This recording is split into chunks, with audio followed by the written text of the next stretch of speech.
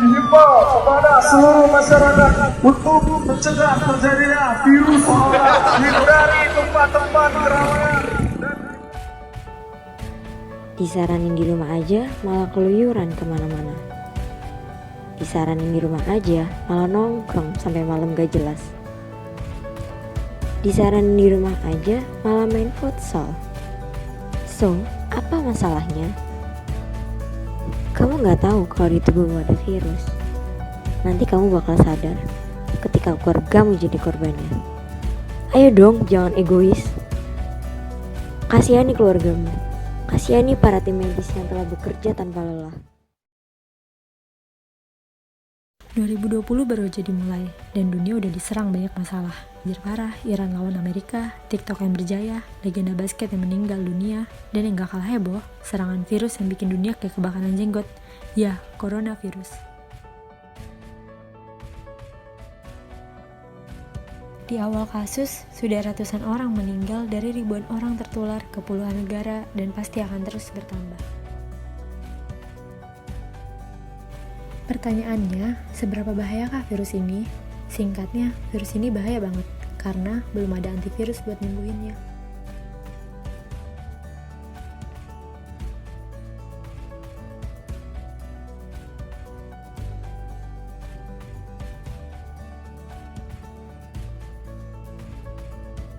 Gampangnya mereka kayak parasit, bukannya nipu-nipu biar sekeluarga bisa tinggal di rumah bagus. Tapi virus ini di tubuh manusia nipu sistem imun biar gak nyerang diri mereka. Masuk ke pernapasan dan dalam kasus parah menyebabkan radang paru-paru. Dan orang yang awal kondisi yang gak sehat ada potensi untuk meninggal.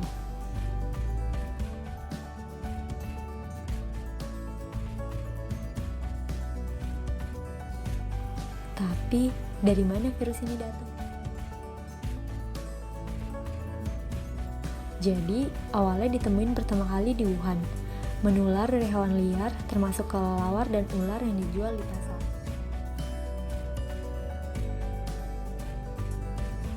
Yang bikin lebih serem, virus ini gampang nular dari orang ke orang, sesimpel lewat batuk atau bersin. Karena makin parah, pemerintah Tiongkok membatasi warga bepergian agar menekan persebaran virus.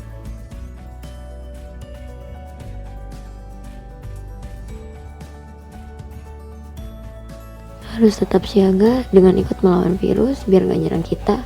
Caranya gimana? Ini dia.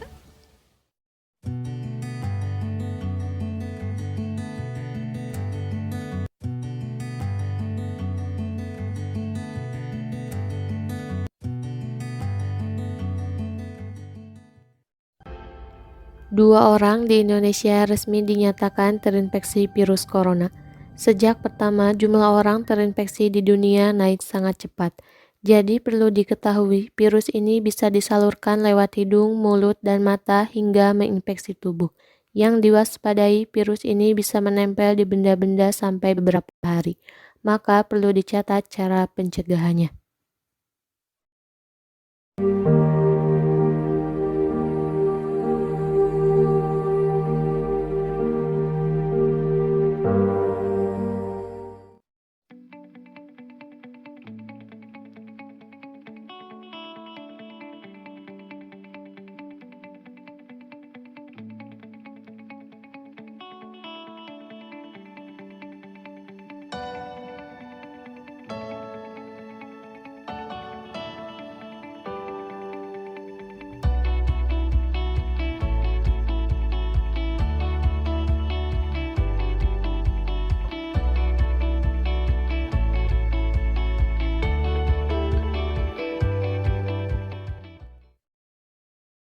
Jadi sebenarnya gimana virus corona nyerang tubuh kita? Dan kenapa infeksinya begitu mematikan? Semua berawal dari sini. Ketika ada percikan bersin dan gak cuci tangan, kemudian virusnya masuk ke dalam saluran pernapasan kita, menuju target organ utama yaitu paru-paru. Di dalamnya, bagian dari virus ini yaitu paku proteinnya akan berikatan dengan reseptor yang ada di sel paru-paru yaitu protein AC2. Perlahan masuk hingga akhirnya melepaskan materi genetik si virus. Kemudian menuju sel target untuk membentuk virus corona yang baru secara terprogram. Hasilnya itu nggak cuma satu, bisa ribuan, jutaan, bahkan miliaran. Permasalahannya adalah setelah ini.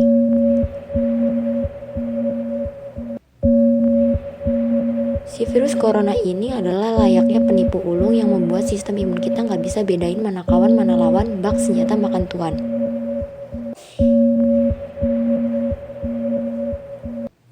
Tapi ini semua nggak berlaku ketika sel imun tubuh kita kuat.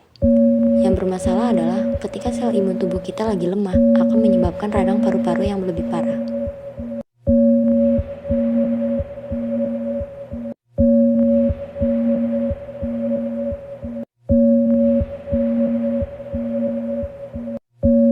Kita perlu tanggap menghadapi kasus corona.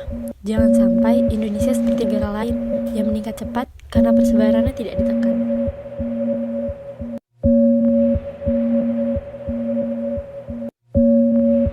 Salah satunya dengan social distancing. Cara ini mampu menekan laju penyebaran virus. Kita harus peduli dengan sesama untuk tidak tertular dan tidak menularkan virus ini.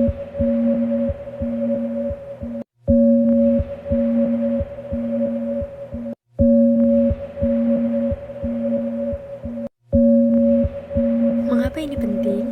Karena bisa saja imun kita kuat, namun orang sekitar kita lemah, sehingga virus tetap dapat menular. Daya tahan imunitas lansia lebih rendah dibandingkan imunitas yang dimiliki oleh usia produktif. Oleh sebab itu, menjaga jarak dengan lansia merupakan salah satu solusi untuk mencegah penyebaran virus corona.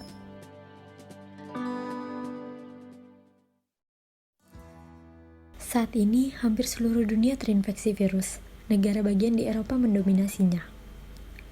Organisasi Kesehatan Dunia (WHO) menetapkan virus corona sebagai pandemi. Tapi bentar-bentar. Apa bedanya pandemi, endemi, dan epidemi? Apa ketiga sama dengan wabah? Jadi, ketiga berbeda berdasarkan tingkatan. Endemi berada di tingkat daerah, wabah di tingkat negara, epidemi apabila menyerang negara tetangga, dan pandemi ketika terjadi di tingkat dunia.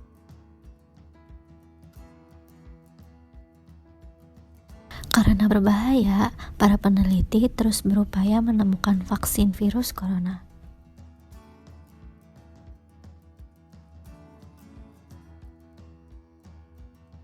Butuh waktu lama, bahkan hingga belasan tahun untuk meneliti. Uang, waktu, percobaan yang gagal menjadi beberapa kendalanya.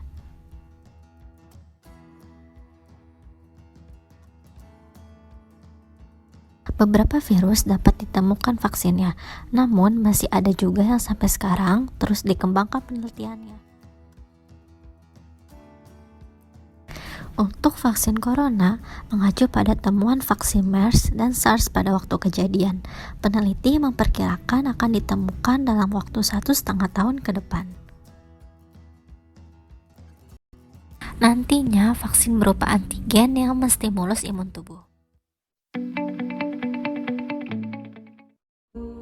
Dua obat ini masih dikaji efek terapinya terhadap pasien virus corona oleh Badan Dunia FDA.